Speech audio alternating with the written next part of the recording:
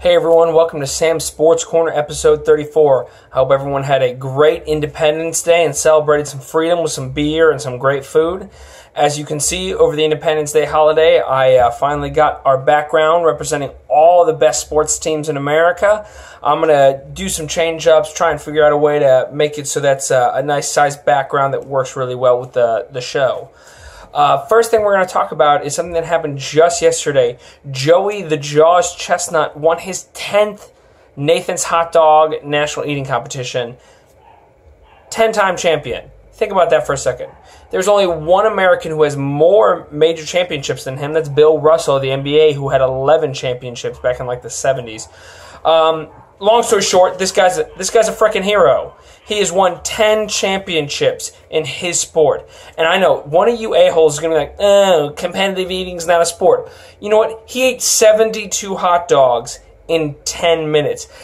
Send me a video of you eating 15 hot dogs in 10 minutes, and you will get to say whatever you want. But I bet you can't do it. You'll throw up like a little baby girl. This man went through physical and mental stress to win that championship.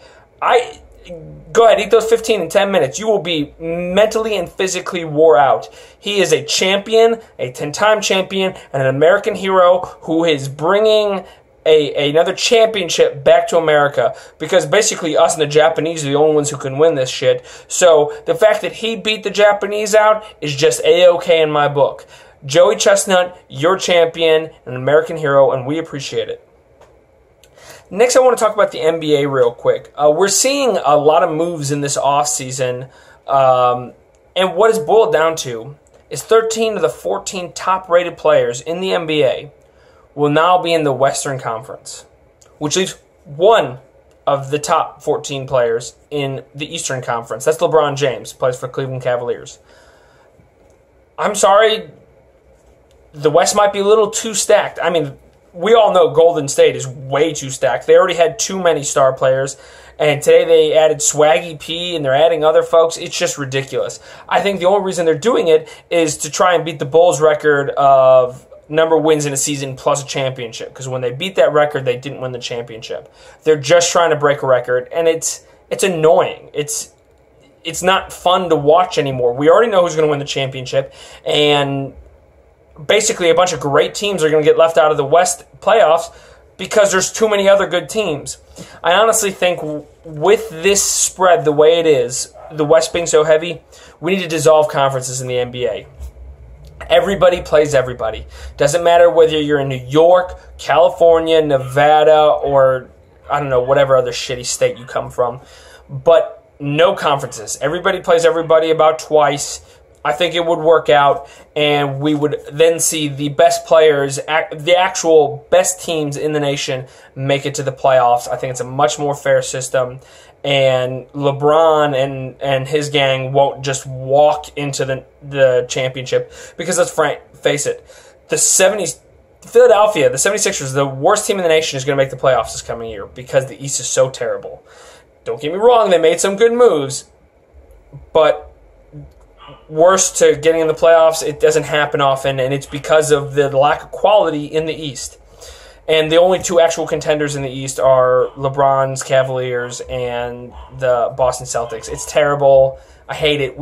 Everybody plays everybody. No more conferences in the NBA. That's my take on that. Next, we have an idiot/baby of the week. I hate to do this because not everyone's on Twitter and nobody knows who this idiot is, but it was just someone so stupid and such a big crybaby, I had to talk about it. Her name is Sania Kay, and apparently she went to her first baseball game of her life yesterday because of 4th of July, and the Atlanta Braves, actually, and their pitcher struck out 3 people. So obviously the strikeout counters put KKK, and this bitch got so triggered that she actually made a post about how disgusting it was and the racists in Atlanta and this, that, and the other. People try to point out to her, no, that's just how they designate a strikeout. Don't worry about it. It's not racist. She goes, no, it's still offensive. This freaking mouth breather could not conceptualize that it had nothing to do with the white supremacist organization, the KKK. She was adamant that this had to be changed in the MLB. She didn't realize, which someone kindly pointed out to her, that the K, symbolizing the strikeout, became a thing in 1858. A whole 7 years before the KKK was even an organization. Nope, doesn't matter. Still racist, still offends her and her snowflake self. So it has to be changed. So, congratulations, Sania. You're the idiot of the week because you are literally so stupid that even something that has been explained to you 5, 6, 7, 8 times, you cannot physically get it through your head that it has nothing to do with a racist organization, that it is just the way that baseball symbolizes a strikeout for over 100 years. I am surprised you were able to breathe and tie your shoes at the same time. Somebody please get this woman an instructional book on how to live life because she is that freaking stupid. I honestly think we should buy her a bubble. Something to protect the 2 or 3 brain cells she might have left to rub together. I am absolutely blown away by this idiot on Twitter. I should probably just stay off Twitter if I don't want to see the stupidity.